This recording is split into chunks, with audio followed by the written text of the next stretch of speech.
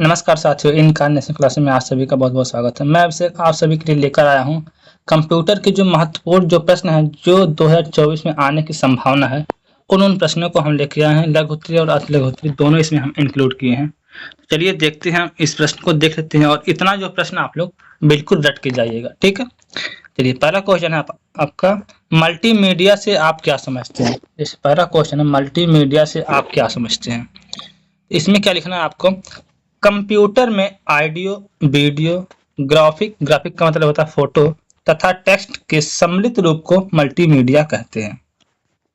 अब कोई भी जब वीडियो आप देखते हैं तो उसमें क्या होता है, उसमें फोटो का इंक्लूजन मतलब रहता है, उसमें टेक्स्ट भी लिखे होते हैं, ठीक है। तो इन सब का जो सम्मिलित रूप होता है वो मल्टीमीडिया कहलाता है। वास्तव में मल्टीमीडिया कंप्यूटर और कंप्यूटर के सॉफ्टवेयर के संयोग से होता है। मल्टीमीडिया में फोटो, ऑडियो, टेक्स्ट का प्रयोग होता है।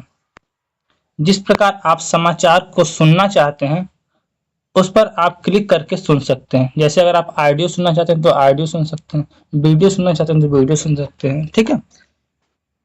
आजकल मल्टीमीडिया का लोकप्रियता बढ़ती जा रही है और मल्टीमीडिया का योगदान कॉर्पोरेट सेक्टर में, सिनेमा में, फैशन, डिजाइन और शिक्षा के क्षेत्र में भी इसका योगदान बढ़ता जा रहा है तथा मल्टीमीडिया को और बेहतर बनाने के लिए सतत शोध अभी भी चल रहे हैं, ठीक है। तो ये हो गया आपका मल्टीमीडिया। इसमें से आपको अगर एक दो लाइन नहीं भी आ रहा है तब भी आप अपने से और बना के लिख सकते हैं या और इसमें से आप कम कर सकते हैं, क्योंकि आपको 50 वर्ड में ही लिखना है, ठीक। चलिए ये आपका हो गया मल्टीमीडिया। इसके बाद अगला क्वेश्चन है, ऑपरेटिंग सिस्टम को समझाइए।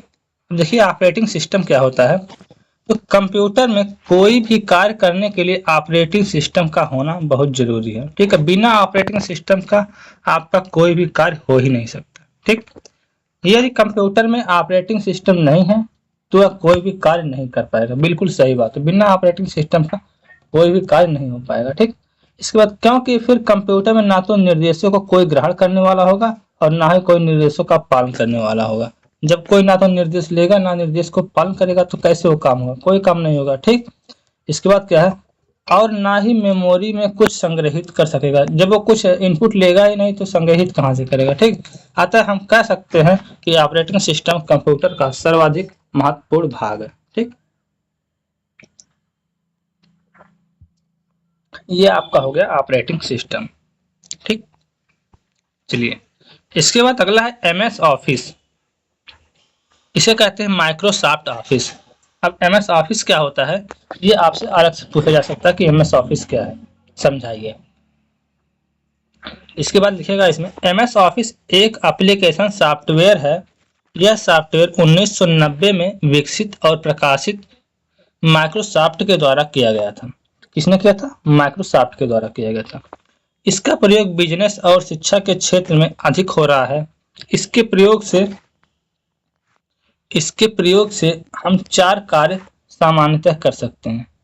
जैसे पहला आपका है डॉक्यूमेंट बनाना, स्प्रेडशीट बनाना, प्रेजेंटेशन बनाना, डाटा एंट्री बनाना। जैसे आप लोग देखते होंगे डिजिटल बोर्ड पे जो लोग पीडीएफ वगैरह लाते हैं वो सब प्रेजेंटेशन के थ्रू लाते हैं। कैसे लाते हैं, प्रेजेंटेशन के थ्रू।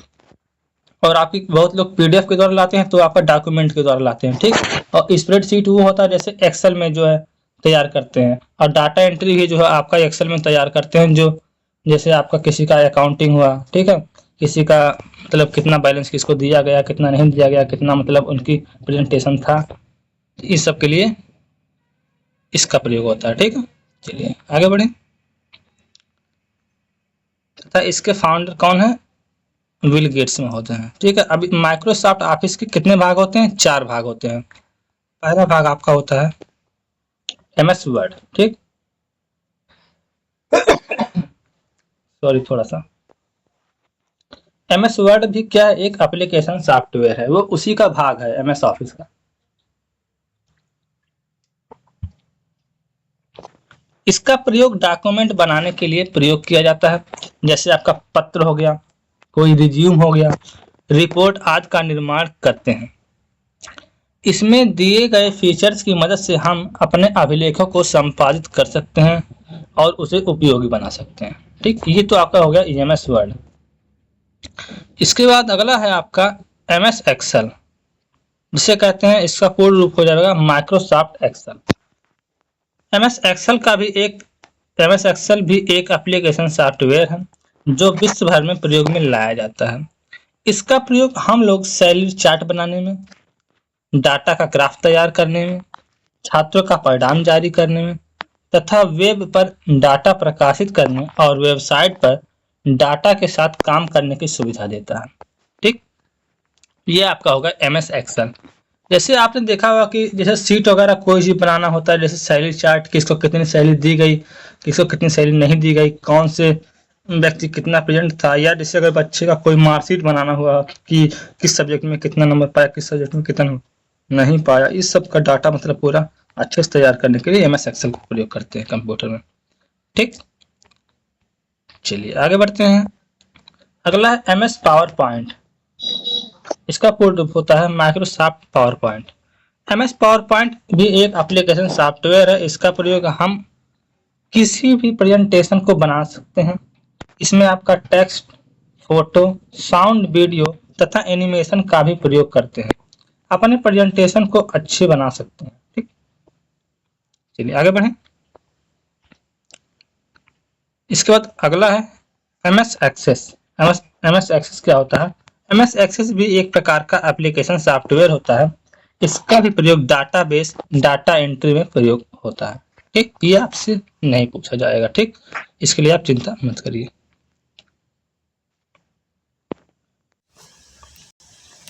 चलिए अगला क्वेश्चन है, सर्च इंजन से आप क्या समझते हैं?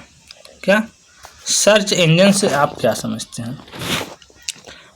तो सर्च इंजन एक ऐसी तकनीक है जिस पर हम अपने किसी भी विषय से संबंधित जानकारी को आसानी से प्राप्त कर सकते हैं तथा भारत में लगभग 100 से अधिक सर्च इंजन है। भारत में पहला सर्च इंजन 1994 याहू बनाया गया, लेकिन आजकल लोग गूगल का प्रयोग अधिक करते हैं। कुछ लोकप्रिय सर्च इंजन जैसे आपका गूगल हुआ, याहू, बिंग, इसके बाद बिंदु, ठीक है, डक डक गो, ये सब आपके प्रचलित सॉफ्टवेयर हैं, प्रचलित सर्च इंजन है। ठीक है, फिर इसका गूगल दुनिया भर में सबसे अधिक लोकप्रिय और अधिक उपयोग किया जाने वाला सर्च इंजन है, जिसका प्रयोग हम क्रोम ब्राउजर के साथ करते हैं। ठीक है, तो ये तो हो गया आपका सर्च इंजन। वही सर्च इंजन जैसे हम कोई भी चीज़ जिस पर जाके सर्च करते हैं, ठीक है, जैसे गूगल पर नहीं सर्च करते हैं हम लोग, तो वही पूछा कि सर्च इंजन से आप क्या समझते हैं, क्या जानते हैं उसके बारे में, ये चीज़। इसके बाद अगला है आपका कंप्यूटर की उपयोगिता एवं अनुप्रयोग लिखिए।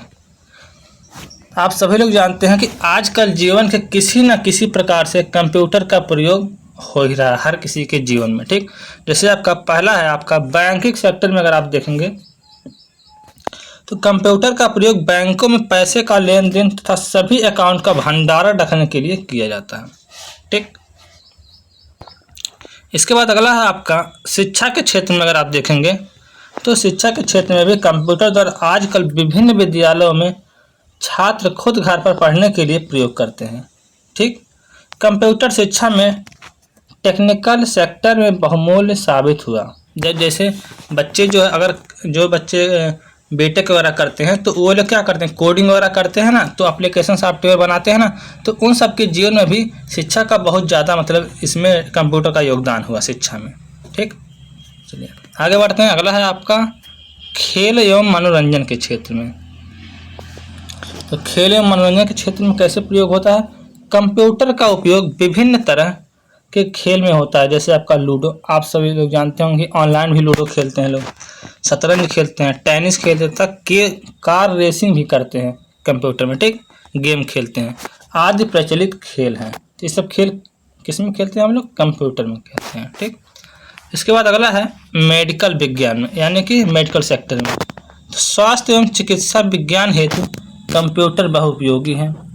आजकल कंप्यूटर के द्वारा ही जांच मशीन चलती है, अतः मेडिकल विज्ञान के क्षेत्र में कंप्यूटर बहुउपयोगी हो गया। आप सभी लोग जानते हैं कि आजकल के जो मशीनें आती हैं बड़ी बड़ी, जैसे जो लैब टेक्नीशियन किए रहते हैं या लेबोरेटरी में, तो उस समय मशीनों में क्या होता है, अधिकतर काम किसका होता है? कंप्यूटर का ही होता है। कंप्यूटर सारा कुछ आप लोग देखे होंगे कि जैसे चाहे वो आपका वो क्या हुआ, अल्ट्रासोनोग्राफी हुआ, तो ये सब कैसे कंप्यूटर में उसको जो है उसकी वजह से करते हैं। ठीक, अगर कंप्यूटर नहीं रहेगा तो वो आपका नहीं हो पाएगा। ठीक, इसके बाद अगला आपका सॉफ्टवेयर से आप क्या समझते हैं। तो कंप्यूटर स्वयं कोई कार्य नहीं करता है, इसके कार्यों को करने के लिए प्रोग्राम संचालित होते हैं जो विभिन्न विभिन्न कार्यों को संपादित करने के लिए विभिन्न विभिन्न सॉफ्टवेयर होते हैं। ठीक है, और सॉफ्टवेयर आपके दो प्रकार के होते हैं, पहला आपका सिस्टम सॉफ्टवेयर, दूसरा आपका अनुप्रयोग सॉफ्टवेयर। ठीक, अब आपको एक नया नाम लग रहा होगा अनुप्रयोग सॉफ्टवेयर। तो अनुप्रयोग का मतलब होता है एप्लीकेशन सॉफ्टवेयर। ठीक है, तो पहला आपका सिस्टम सॉफ्टवेयर होता है। तो यह सॉफ्टवेयर प्रोग्रामों का समूह होता है जो कंप्यूटर को चलाने तथा नियंत्रण रखता है। यह कंप्यूटर निर्माता द्वारा उपलब्ध कराया जाता है। यह जो सॉफ्टवेयर होता है सिस्टम सॉफ्टवेयर, यह आप अलग से मतलब उसमें नहीं डाल सकते हैं। ठीक, लेकिन जो अनुप्रयोग सॉफ्टवेयर होता है, यह सॉफ्टवेयर जो प्रयोगकर्ता के द्वारा गूगल से डाउनलोड किया जाता है या प्ले स्टोर से डाउनलोड आप कर सकते हैं। यह सॉफ्टवेयर अलग अलग कार्यों के लिए अलग अलग तरीके से बनाया गया रहता है। आजकल अनुप्रयोग सॉफ्टवेयर से कई कार्य आसान बन गए हैं। ठीक है, ये तो हो गया आपका अनुप्रयोग सॉफ्टवेयर।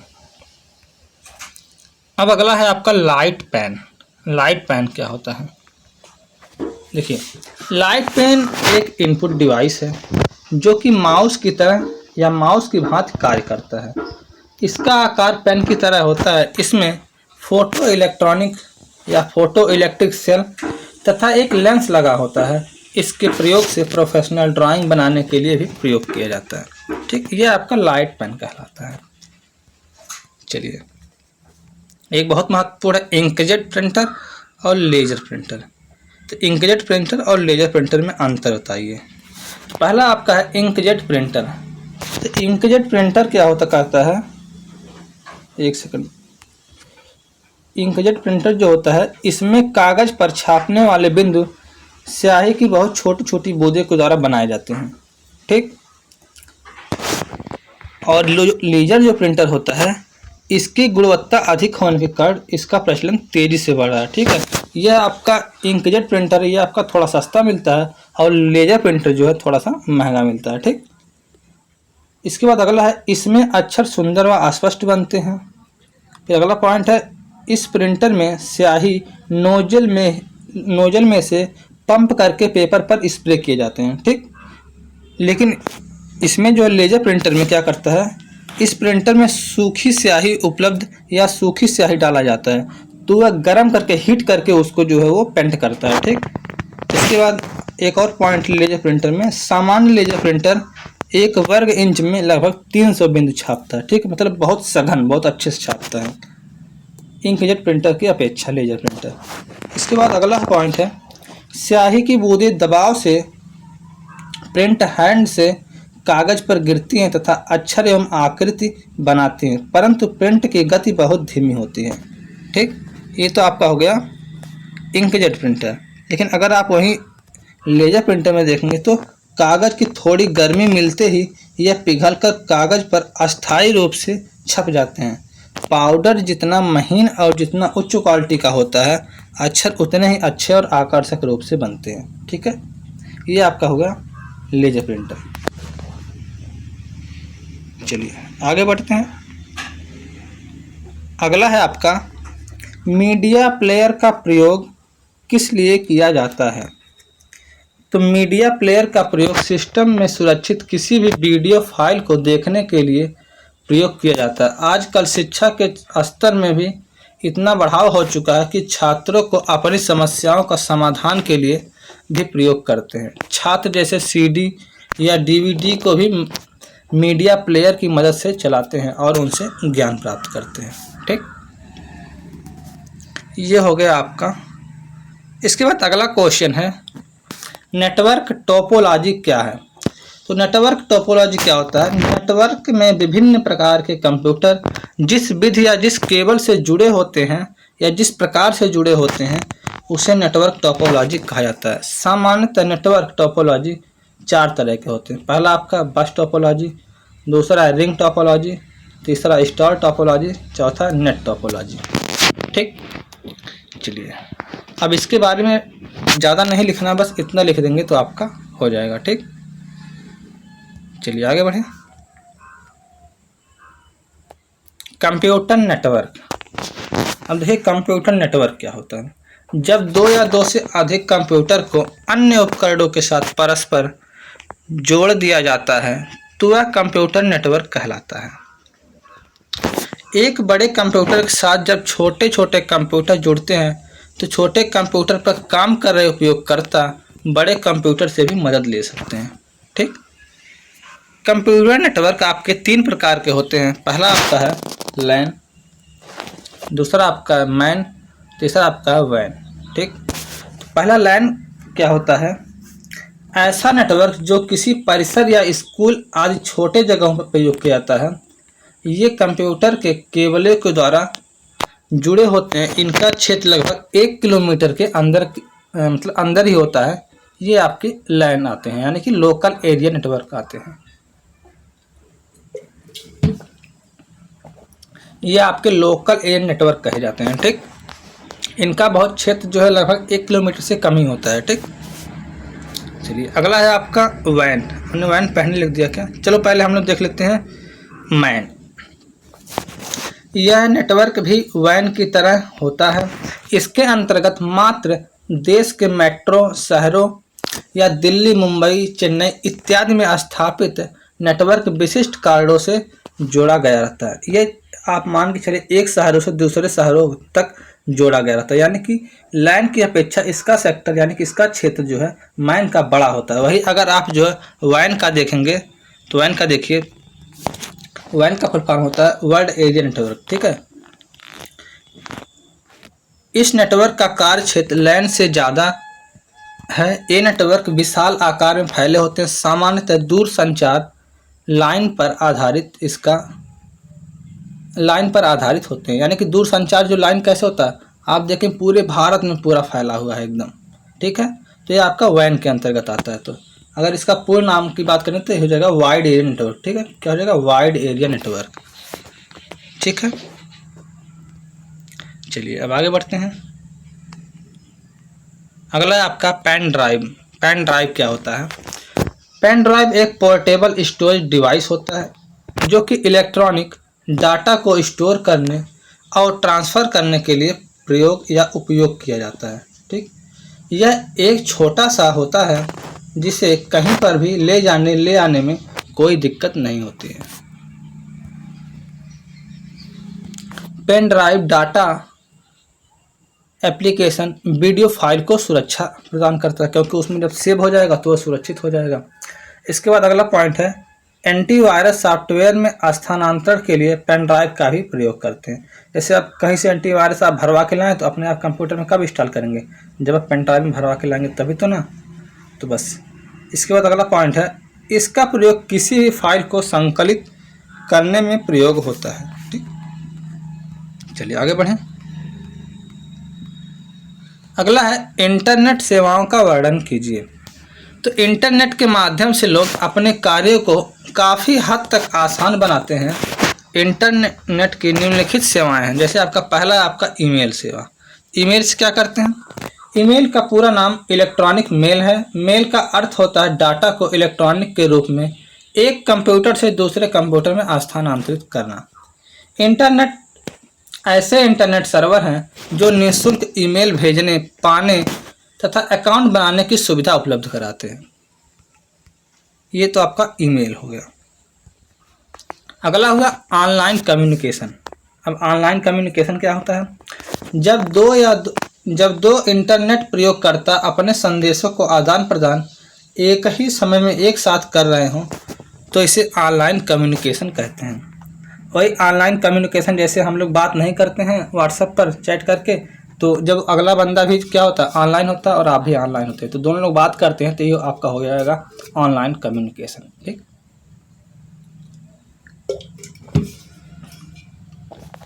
इसके बाद अगला है आपका वर्ल्ड वाइड वेब यानी कि WWW। इंटरनेट पर अपने अपने व्यवसाय अपने द्वारा दी जाने वाली सेवाएं तथा सूचनाओं को पब्लिश करने हेतु वेबसाइट का निर्माण करते हैं। आजकल कई प्रमुख अखबारों एवं पत्रिकाओं की अपनी वेबसाइट है, जहां जाकर हम समाचार व सूचनाएं पढ़ सकते हैं। ठीक, ये आपका हो गया वर्ल्ड वाइड वेब। इसके बाद अगला है फेसबुक की सोशल नेटवर्किंग के क्षेत्र में क्या भूमिका है। तो फेसबुक एक सोशल नेटवर्किंग साइट है जिसमें इंटरनेट के जरिए इंटरनेट के जरिए मित्र बनाने का कार्य करते हैं। कोई भी व्यक्ति इसे डाउनलोड करके इसमें अपना अकाउंट बना सकता है और उस पर अपनी सूचनाओं को प्रसारित कर सकता है, और सूचनाओं को पढ़ने के बाद लोग अपनी प्रतिक्रिया भी इस पर देते हैं अपना कमेंट के माध्यम से। ठीक, ये तो हो गया आपका फेसबुक। ठीक है, इसके बाद अगला है हार्ड ड्राइव। अब हार्ड ड्राइव क्या होता है? यह फ्लॉपी डिस्क के समान होता है।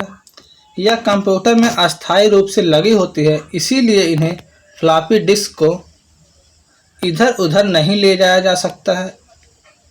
इनके ऊपर और नीचे के सतह को छोड़कर प्रत्येक सतह पर डाटा लिखा जाता है। डिस्क अपनी सतह पर लगातार घूमती रहती है। ठीक, चलिए आगे बढ़ते हैं। अगला क्वेश्चन है, किसी पीडीएफ फाइल तथा वीडियो फाइल को किस प्रकार अपलोड किया जाता है? तो इंटरनेट की मदद से किसी भी पीडीएफ फाइल तथा वीडियो को अपलोड करने के लिए प्रयोगकर्ता को संबंधित वेबसाइट को ओपन करना होता है। तत्पश्चात पीडीएफ फाइल को चूज करके फिर अपलोड के ऑप्शन पर टैप करते हैं, फिर ब्राउज फाइल स्वतः अपलोड हो जाती है। ठीक, ये आपका हो गया कैसे हम इंटरनेट पर अपलोड करते हैं। ठीक, इसके बाद कुछ और प्रश्न हैं, जैसे स्पैम किसे कहते हैं? तो डाटाबेस वह प्रक्रिया है जिसके आधार पर हम अपना मनचाहा कार्य कर सकते हैं। ये आपका हुआ स्पैम। सॉरी, एक सेकंड, थोड़ा सा स्पैम, एक सेकंड। इसमें देखिए यहाँ पे ये जो दिया गया स्पैम किसे कहते हैं, स्पैम का मतलब होता है जो अनचाहा मेल आता है। ठीक है, बार बार, तो इसको आप काटिए क्योंकि हमने इसका उत्तर लिख नहीं पाया है। ठीक है, इसका प्रश्न है डाटाबेस क्या होता है। ठीक, तो डाटाबेस, इसका क्वेश्चन है डाटाबेस क्या होता है, इसका उत्तर है कि डाटाबेस वह प्रक्रिया है जिसके आधार पर हम अपना मनचाहा कार्य कर सकते हैं, वही आपका डाटाबेस होता है। ठीक, हमने उसका उत्तर भूल गया था, नहीं लिखा था। ठीक, तो उसका उत्तर ये होगा, स्पैम एक असंगत और अनचाहा मेल होता है जिसमें क्या होते हैं, जिसमें विज्ञापन भरे होते हैं। ठीक, इसके बाद अगला है आपका रोम का पूर्ण रूप। तो इसका हो जाएगा रीड ओनली मेमोरी। क्या हो जाएगा? Read only memory. और अगर रैम का पूछेगा तो हो जाएगा रैंडम एक्सेस मेमोरी। ठीक, इसके बाद अगला कंप्यूटर के विकास में कितनी पीढ़ियाँ? तो कंप्यूटर के विकास में 5 पीढ़ियों में विभक्त किया गया है। इसके बाद अगला है पीडीएफ का फुल फॉर्म पूछा है, तो पीडीएफ फुल फॉर्म आपका हो जाएगा पोर्टेबल डॉक्यूमेंट फॉर्मेट। ठीक, इसके बाद अगला है यूआरएल का पूर्ण रूप। तो यूआरएल का पूर्ण रूप आपका हो जाएगा यूनिफॉर्म रिसोर्स लोकेटर। ठीक, इसके बाद अगला है प्रथम पीढ़ी के कंप्यूटर का कार्यकाल। तो प्रथम पीढ़ी के कंप्यूटर कार्यकाल कितना होता है? 1942 से लेकर 1955 तक था। इसके बाद अगला क्वेश्चन है हाइब्रिड कंप्यूटर किसे कहते हैं? वह कंप्यूटर जो एनालॉग और डिजिटल कंप्यूटर का मिश्रित रूप होता है हाइब्रिड कंप्यूटर कहलाता है। ठीक, इसमें इनपुट और आउटपुट एनालॉग के रूप में तथा परंतु प्रोसेसिंग डिजिटल के रूप में होता है, इन्हें हाइब्रिड कंप्यूटर कहा जाता है। ठीक, अगला है आपका ट्विटर के माध्यम से शिक्षा को समझाइए। तो ट्विटर सोशल नेटवर्किंग के क्षेत्र में बहुत प्रचलित सेवा है। इसके द्वारा आजकल शिक्षा पर जोर दिया जा रहा है। शिक्षा से संबंधित अधिकारी भी शिक्षा से जुड़े संदेश को देते हैं, जिन्हें सब लोग उसे पढ़कर जानकारी ग्रहण करते हैं। ठीक, तो ये तो आपका हुआ जो है कंप्यूटर का पूरा मतलब लघुत्तरी और अति लघुत्तरी। ठीक, अति लघुत्तरी हमने कम क्वेश्चन लिया है, तो जो लघुत्तरी वाला क्वेश्चन उसी में से आपका अति लघुत्तरी ही बन जाएगा। तो आशा है कि आपका जो है लगभग 60 से 70% क्वेश्चन इसी एक ही वीडियो से आएगा। तो उम्मीद है आपको बात समझ में आई होगी। 1 से 2 बार वीडियो को देखिएगा और हम इसका PDF भी भेज देंगे टेलीग्राम चैनल पर।